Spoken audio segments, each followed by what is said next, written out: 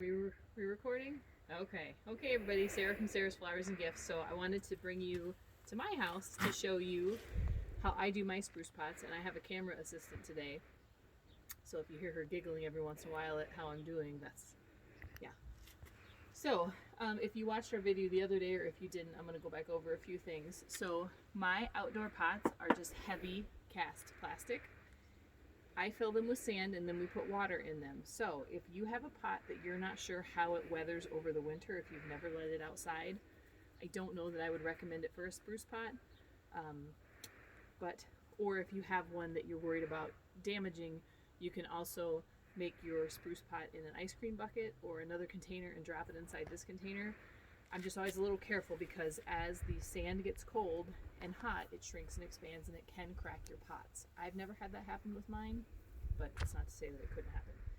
Also, get yourself a good pair of clippers. I don't think I said that the other day. Don't try to use kitchen shears or anything like that. You're going to need a heavy duty snippers if you've got like a shrub cutter, because my camera person's smiling at me and she's going to make me laugh because you're cutting very heavy branches. So these are my birch poles. We do sell these at the flower shop. What you're going to want to do, or what I did, is I put them in the pot and then filled the sand in. Don't put the sand in and then try to put the poles in. It's very difficult and you will get very upset.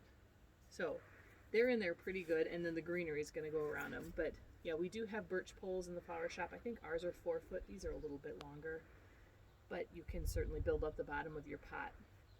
So I've got my pot filled with sand. Hannah, can you come over here real quick? So show them in here. So I've got my sand really high to the top. I might even have been able to go a little higher, but I don't like to have to search when I'm putting the stem in. It's going to be so much easier if you get that sand right to the top and put gloves on. This greenery is going to chew your hands up. And making spruce pots is a messy job. I'm in like a very small contained space here, so it's going to look really messy. But so I just take basic pines, and because this pot is so big, I'm using really big branches, because we use our front door, but we don't use it a whole lot, and I'm not going to certainly block the entire front door, but I'm going to make mine pretty big. So if you want to just come in a little closer too. So again, like I said the other day, in the pot, you just want to take it and just give it a good push down. And as I'm going to work, I'll come out in front too, because working from behind, I can't really see what I'm doing, but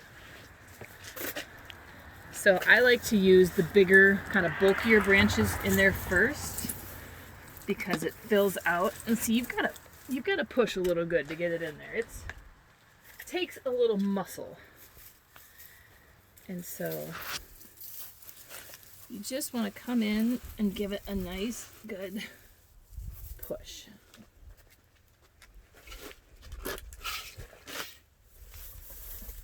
And then I just go in with some other branches. And even the little ones, don't throw these away. You can use these near the end, or right here, you can just fill them in. But you want a little bit of length, especially on these bigger pots. How's the angle look, camera lady? Is it good? Mm-hmm. You can pan out a little bit if you want to.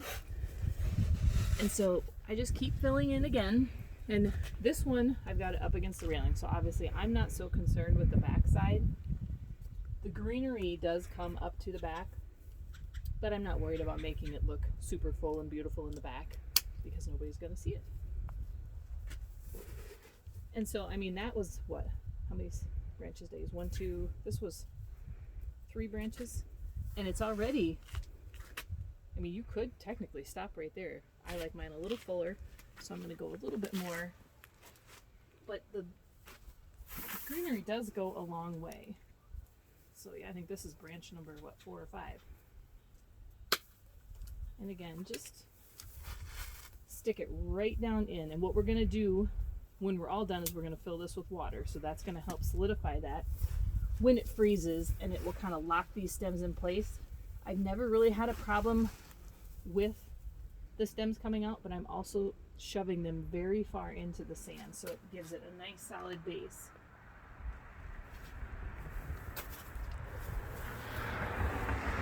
And then this is some of that flat cedar.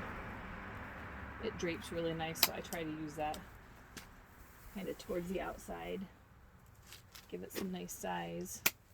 I also put some other things in here, and I'll show that at the end when I add them in, but that's why I like a little bit of width on mine. I like them kind of big. And again, we don't use this door enough. However, you could still very easily get around the door. So, and height-wise, obviously, there's no restriction. But you can use, we carry the pine in the flower shop, but you could certainly go out in the yard and cut branches off. And I covered this the other day too. Someone had asked about warmer weather temperatures, and you do want to wait and do your pots. I think we're out of the warm weather now, but as it gets warmer, it will affect your greenery. So even like this little straggly branch, it's kind of ugly, but it's still got greens on there, so I stick it in there because as I fill it in, it'll just add bulk. Stuff is really branchy out of this box. See, every box we get is a little different with the greenery that it has in it as far as the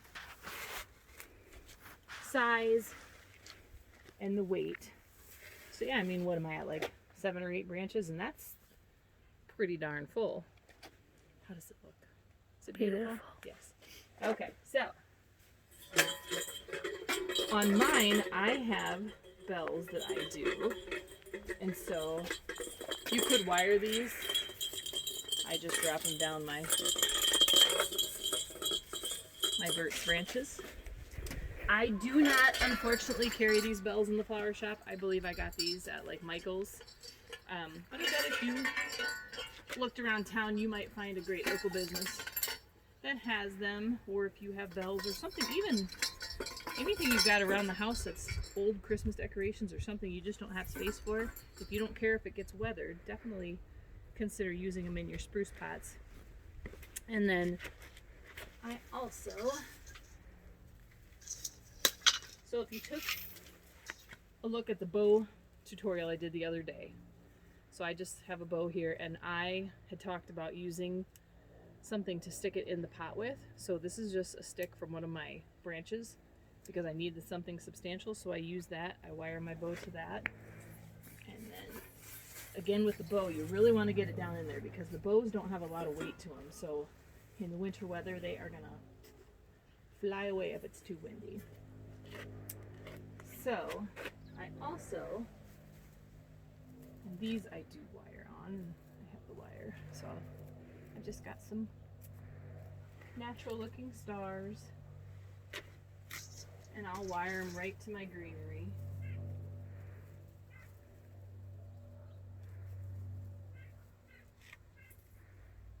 And I'm going to come back and fill in a little bit. I see some spots that, but it doesn't have to be a lot. You don't have to. Can't find my snippers. Like I said, making spruce pots is very messy, so be prepared wherever you make them at, especially with the pine, it sheds a lot. So then just take them, give them a good little wire. Another pretty thing you could do if you found, I found some, I haven't used them this year yet, but I got outdoor fairy lights that are supposed to be weatherproof, and I'm going to feed them through here. Thought that might be pretty this year. So when I look at this pot, I can see right here, it just looks kind of, needs a little something more in the middle. To me, it looks a little thin. So I'm going to grab some more.